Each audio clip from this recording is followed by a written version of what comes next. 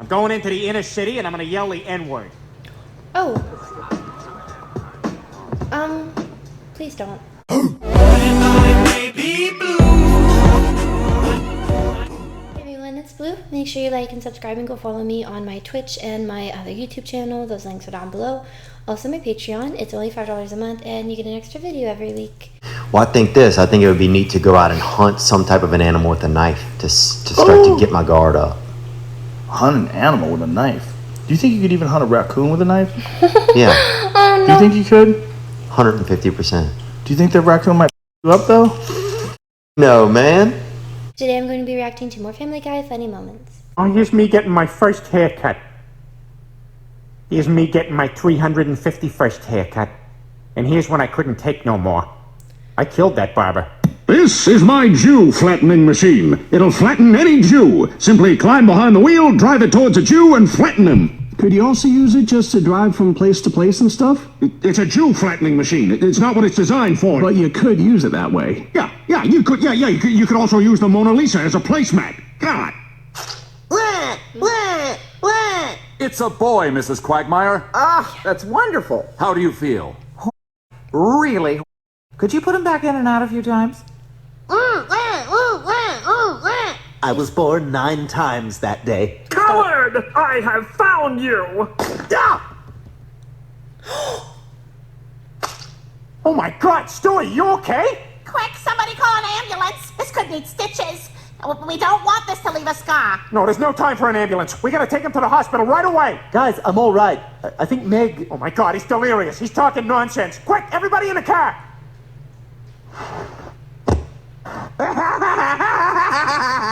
You run like a girl.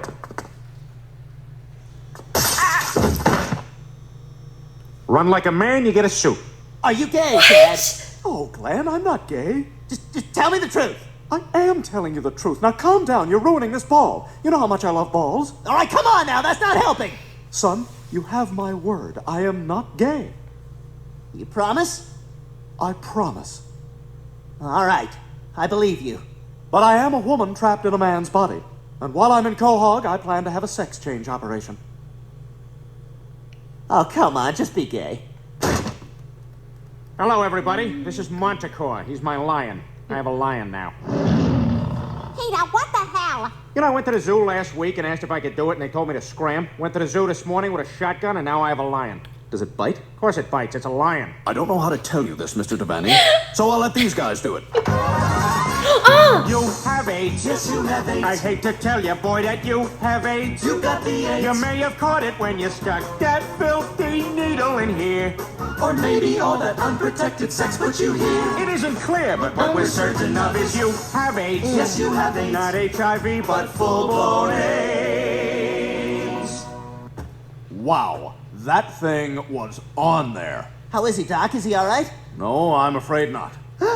But she's gonna be just fine. Oh my gosh.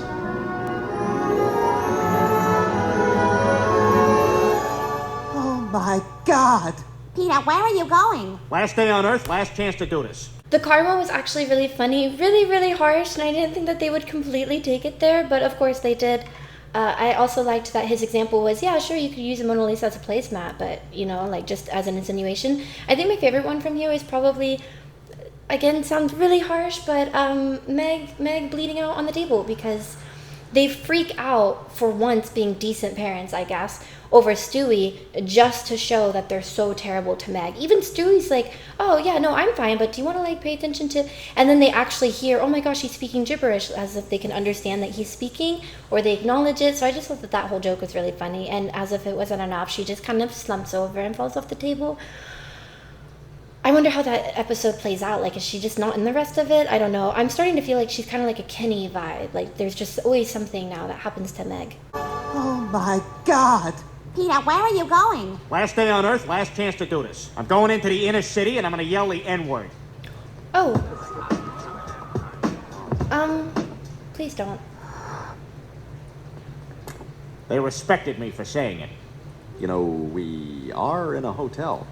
And I'm in room 406. Go on ahead, I'll settle What? up. Put it on 406. Quagmire's father. decorated war hero, Lieutenant Commander Dan Quagmire, is now a woman. You're kidding. Nope, total sex change. Oh, that is hysterical. I know. There is no just cause for an invasion of Iraq. Well, that may be. But what we're all forgetting is anyone who doesn't want to go to war is gay. I want to go to war. No.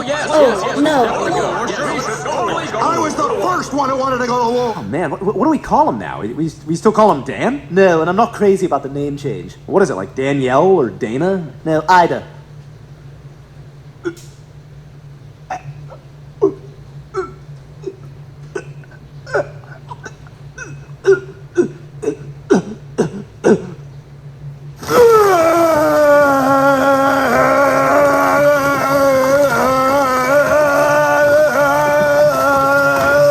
I still kick myself for missing that topless cheerleader parade with a 100-foot chocolate teddy bear and the F-16s doing aerial acrobatics choreographed to the music of Queen. Oh, I remember that day. Huh. Should have gone to that thing. We're gonna build a new settlement. We'll have a happy new life and we'll have equal rights for all. Except blacks, Asians, Hispanics, Jews, gays, women, Muslims, everybody who's not a white man. And I mean white, so no Italians, no Polish, just people from Ireland, England, and Scotland. But only certain parts of Scotland and Ireland. Just full-blooded whites. No, you know what? Not even whites. Nobody gets any rights. America. Okay, so it just seems like this like throwing up thing is going to be kind of played out for a minute, so I'm going to go ahead and pause. I actually liked that one. It lasted for a while, and you kept thinking, okay, that's where they're going to stop. Nope, keep going. Nope, keep going. So that one was funny, the one that just happened with Peter. Okay, so the Ida thing. I feel like I only know bits and pieces of Quagmire's father transitioning to a woman, but I just don't feel like, because I've watched it in order and because I've actually seemingly like kept up with a storyline almost, that I don't know what happened. But I'm thinking back to why Quagmire just out of nowhere, to me at least, hates Brian. Is this connected? Because some of the things that Quagmire said to him was very like, oh, and you try to sleep with Lois. It's like, you do the same. But I guess, he took it in Brian, so it's different, whatever. But now I'm kind of like, ooh, that definitely has to leave a mark. You had intercourse with their parent, so yeah, that would probably do it. I don't know. I would think that it's connected, but I can't tell. Just full-blooded whites. No, you know what? Not even whites. Nobody gets any rights. America. Okay.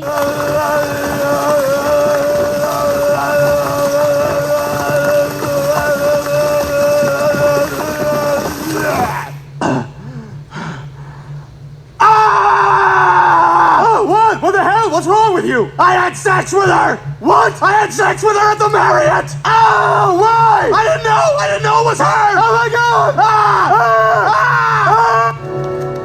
God! Merry Christmas, buddy. Huh. Wonder what this could be. So old. Oh, well, it appears I've been fired. Well, as long as I'm no longer working here, let me tell you something. You know what really grinds my gears? You, America. Fuck you. Oh. How did these get up here?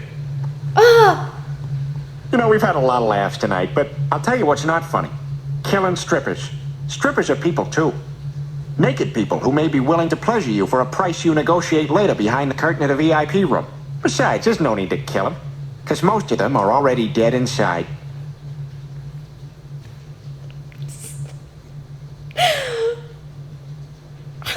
Okay, Peter.